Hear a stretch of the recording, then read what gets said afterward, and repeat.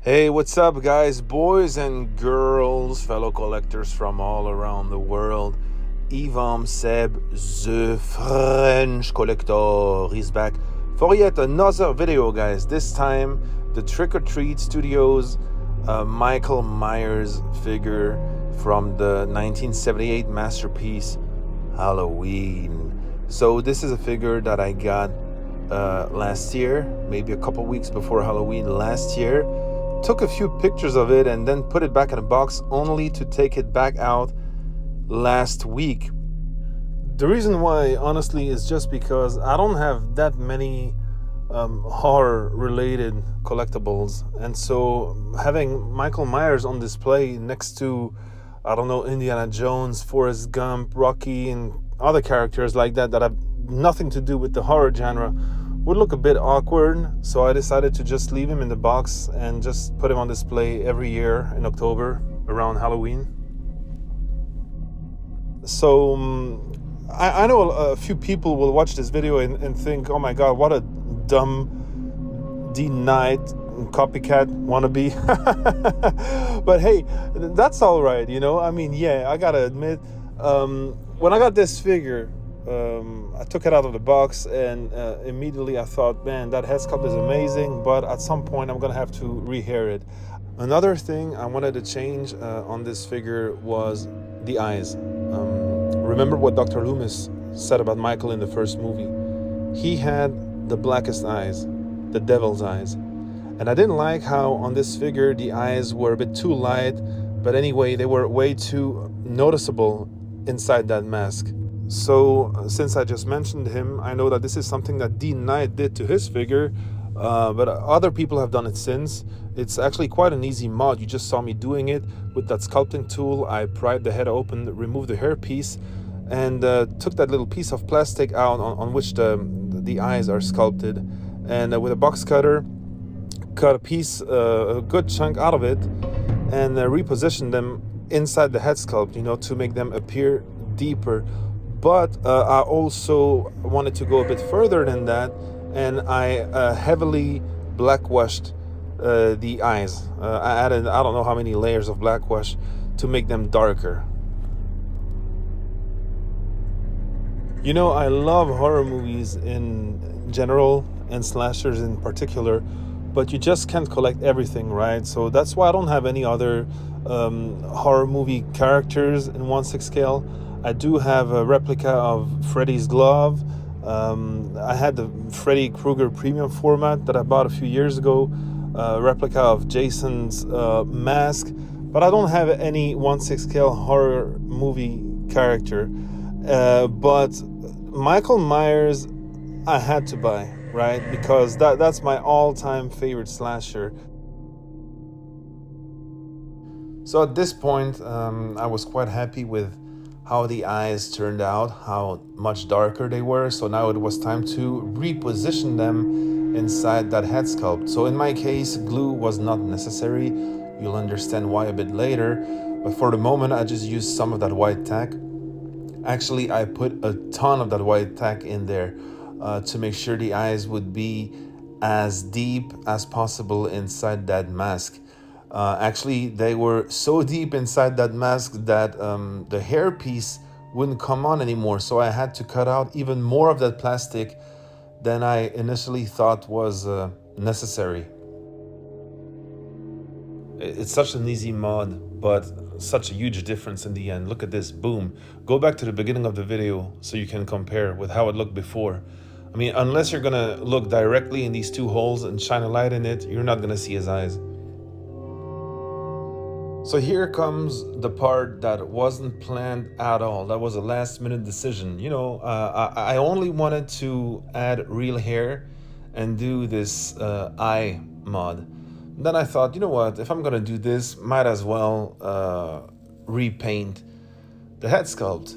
And well, you know, I don't consider myself a great painter or a good artist. I'm nowhere near as good as any of these artists in the 1/6 scale custom world, but I have repainted or added real hair to a couple figures in the past. Last time was 2.5 years ago. I completely modified my 1/4 scale Hot Toys Joker from The Dark Knight. Repainted it, added real hair, sculpted a tongue, sculpted longer nails, weathered his clothes. So that's on my channel. If you haven't seen it, go check it out.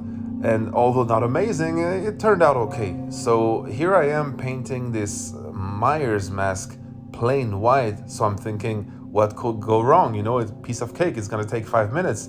Well, oh boy, was I wrong. Not even 3 minutes after I started, I already knew it was gonna be a nightmare.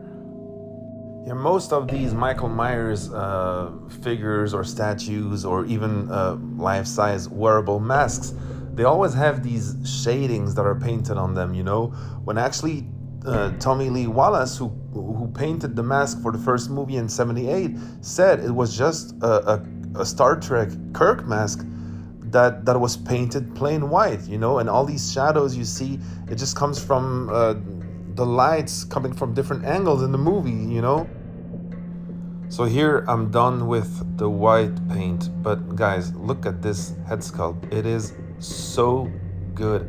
You want to know how good I think this is?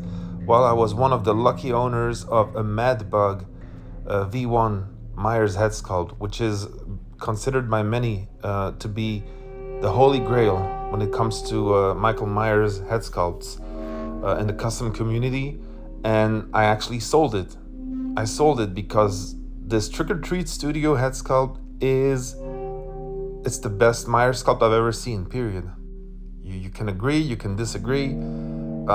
It's amazing, especially for the price that it costs. And look at the eyes, you can barely see them. Even with the light right on top of it, you can barely see the eyes now. I love it.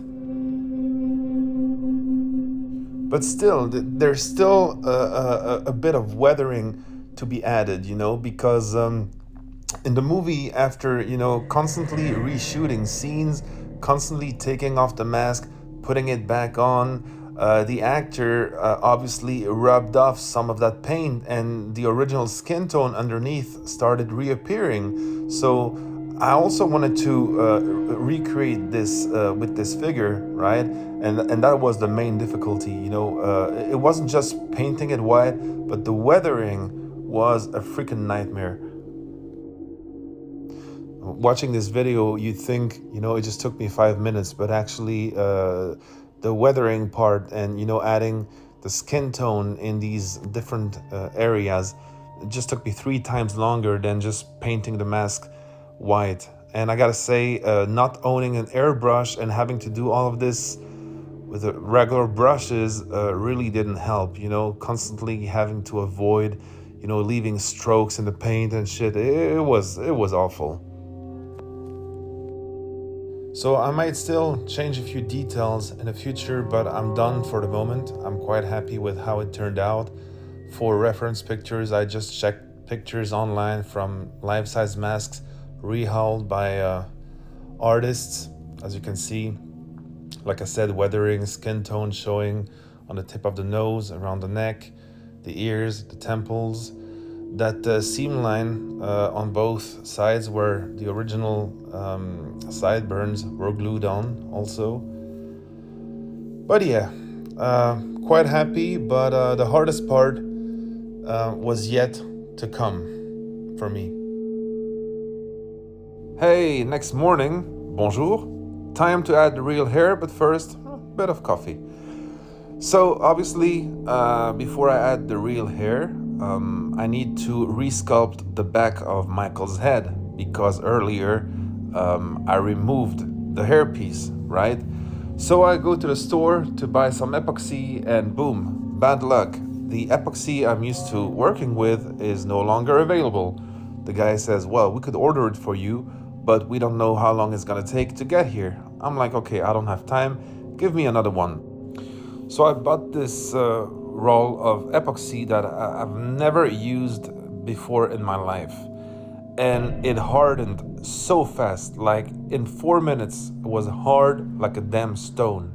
So it didn't give me enough time to really sculpt the back of the head and give it a rounded shape. And so Michael's head all of a sudden looked like shit.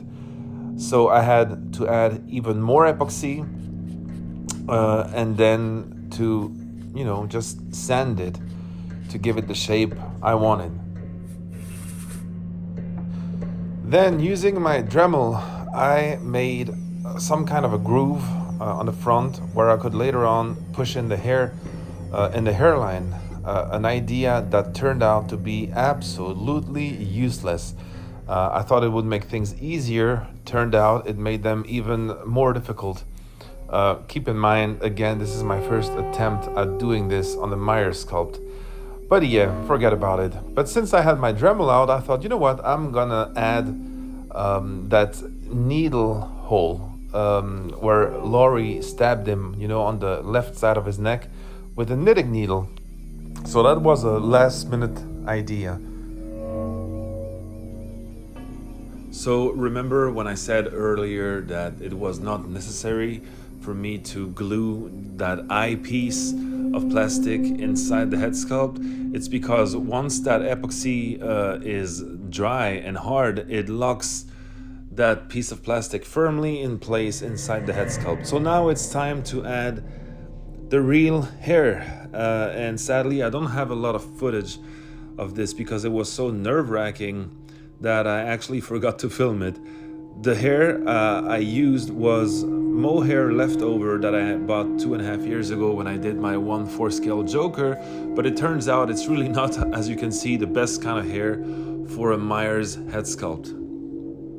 I decided to use it anyway because I was in such a hurry to complete this. I was really excited to see it finished. But at the end of the day, after I dried the hair, arranged it a bit, added hair gel, hairspray, added those iconic devil horns on the sides. Well, I gotta say, compared to all these pictures I found online, all those mask rehauls, I think it looks okay. It does the job, in my opinion at least. So that's it, guys. I'm gonna stop the video right here, but this is still a work in progress, okay? I still need to cut the hair a bit. It's a bit too long. And I didn't finish the hairline because I ordered a different kind of glue online that hasn't arrived yet. Because the glue I used to apply the hair, once it dries, it leaves marks.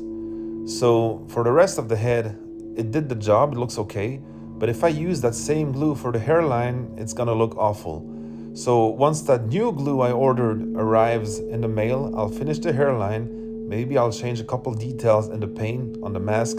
Like I said, I'll cut the hair a bit and then I'll post pictures, videos on my Instagram.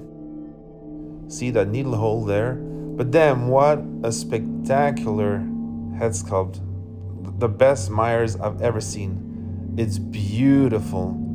I'm so glad I have this figure because, man, I mean, all these remakes and sequels and whatnot, some were somehow acceptable, some were shit, but none of them with their multi-million-dollar budget and, all these gory kills, beautiful special effects, none of them ever managed to recreate the atmosphere from the first movie, 1978 Halloween. Absolute masterpiece, guys.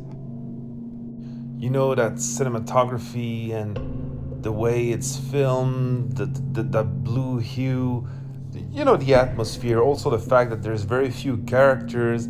I love that. Anyway, guys, I'm rambling now at this point. Thanks for watching. He's now back in his detail for the moment, 95% finished. Stay tuned on my Instagram for updates.